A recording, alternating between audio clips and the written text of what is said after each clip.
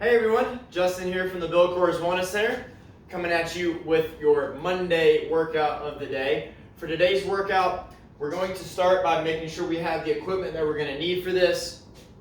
We're doing a full body strength workout today, so I want you to have something that you can use as a weight implement. For the first group or superset that we're going to be doing today, you're going to want the weight to be lighter. Then for the second superset or the second grouping of exercises, you're going to want something a little bit heavier to shoulder press. So to start off, we're doing 3 sets of a Turkish Get Up, 3 reps on each arm, and I'll show you that in just a second. And then we're going to wall rows. So make sure you've got something to act as your weight implement. A backpack works great if you don't have any traditional weight implements. I've got a couple textbooks in here right now that are roughly around 10 to 15 pounds. Try to stay below 15, 20 at the most for these Turkish get-ups, especially if you've never done them before. And then, of course, if you have a dumbbell or a kettlebell, more traditional weight implement, by all means use that. Just make sure it's not too heavy.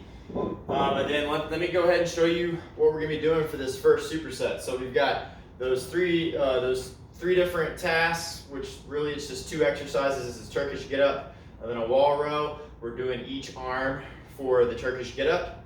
And so we're doing 3 of these, and you're going to start laying on the floor. I'm going to link a video down in the description where Joe goes through how to do a Turkish Get Up, but I'm going to go through it real quick for you here as well, just in case you don't want to go check that out. So we've got the leg up as the same side that's got the arm up. I've got my other arm about 60 degrees away from the body. Same thing with the leg.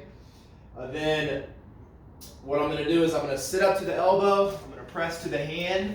I'm going to bring my butt up by driving through my heel of both feet. Sweep the leg. Come here, up to a lunge, stand up, and then retrace my steps. So it's reverse lunge, hand to the floor, kick your leg out, come down to your butt, to your elbow, to your back. So that would be 1. I'm doing 3 on the left arm to start. So again, showing you what it looks like. It's a slow and controlled movement. We're not going for speed here. So once I've finished 3 on one side, I'm going to switch, do 3 on the other, making sure the same leg is up as the arm that's extended. And then again, performing 3 Turkish get-ups on this side. The get-up is getting all the way up and back down, counts as 1 rep. Once I've finished 3 of those on each side, I'm going to find a wall, or I can go from the floor. The floor is harder, but I'm going to find a wall. I'm going to get up against it. I'm going to drive my elbows into the wall, squeeze my shoulder blades together as if we were doing a row. Okay, so these are our wall rows. Squeeze your glutes, get most of your body weight away from the wall so that just your upper back is supported by the wall. From here, elbows are going to come out about 60 degrees away from the body, like so. And then we're driving away, squeezing for a second or 2, and then coming back to the start. We're doing 12 of those. So those are your 3 tasks for the first superset. You're shooting for 3 sets of that. Rest 30 seconds between each and about 60 seconds between sets. So you would do your Turkish Get Up, 3 reps on the left arm, 3 reps on the right arm, wall rows for 12 reps. That's 1 set. You're going to complete a total of 3. Then your next task, you're going to have the weight implement again, go a little heavier than what you have for the Turkish Get Up. So I would add something else into the bag if I was using a backpack, or if I have a heavier weight, dumbbell or kettlebell, use that. I'm going to perform first I'm going to set a clock for 12 minutes. Then I'm performing this sequence every 3 minutes. So try your best to get through it as quickly as possible while maintaining good form. Then you're shooting for 4 sets of this every 3 minutes for a total of 12 minutes. So the first is going to start with a left arm, so the weight's going to be in your left arm thruster, so that's a squat to press. Break at the hips and knees at the same time. Keep your chest up. Keep the weight on the middle of your foot. Drive up, press over your head. So we're squat to pressing, also known as a thruster, as many reps as we can. Keep count, because then you're going to match it on the other arm in just a second. But once you finish doing as many of those squat to presses or thrusters as you can, you're going to hold it over your head. We're going to walk, keeping super tight with our core. Don't let your ribs flare. Don't let your back hyperextend. And we are keeping the elbow as straight as possible. We're doing 25 yards. We're 100 feet-ish of overhead walking. And then you're going to switch to the right arm. That clock's still going. Same thing on this side. As many as we can get. Then holding, walking, 25 yards. Try to make your walk seem as normal as possible. Stay tall through the torso. Squeeze those glutes on every step. And then that would be 1 set. Hopefully you can get that done in about 2 minutes. That leaves you 1 more minute in that 3-minute window to rest before you go through it again. And remember, you're shooting for that same sequence of squat to press or thruster on the left arm, overhead walk, squat to press or thruster on the right arm, overhead walk, every 3 minutes.